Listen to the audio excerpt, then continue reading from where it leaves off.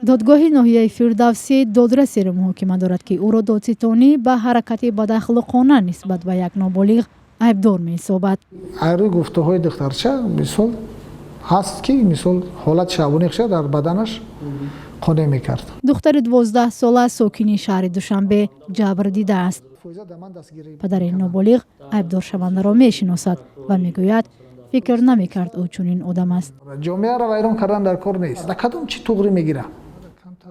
ба нақли ин падар ӯ ҳодисаро нахуст аз дугонаи духтараш шунид. дугонаеш ки мисол нисбати ин кас ба зани он кас гуфтааст ки ами хел корро қади шавҳарат мақсад дахолат кардагӣ. падари духтари ноболиғ шиква дорад. додситонӣ на бар асоси моддаи 142 ки дар он ҳаракати бадахлоқона нисбат ба шахсони ноболиғ гуфта мешавад, балки ба моддаи 139 айб эълон карданд, ки нисбатан сабуктар аст. ҳоло ин падар аз мақомоти додгоҳи Тоҷикистон адолат мехоҳад.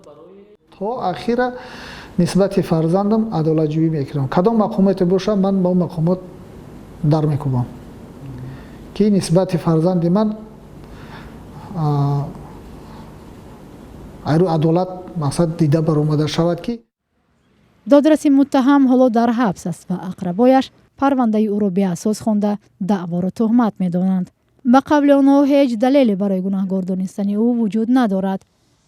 ҳимоятгари додраси собиқ зимни як тамоси телефонӣ дар бораи парванда кӯтоҳ суҳбат кард.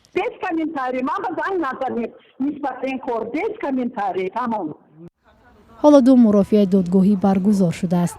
як мурофиаи дигарро ба таъхир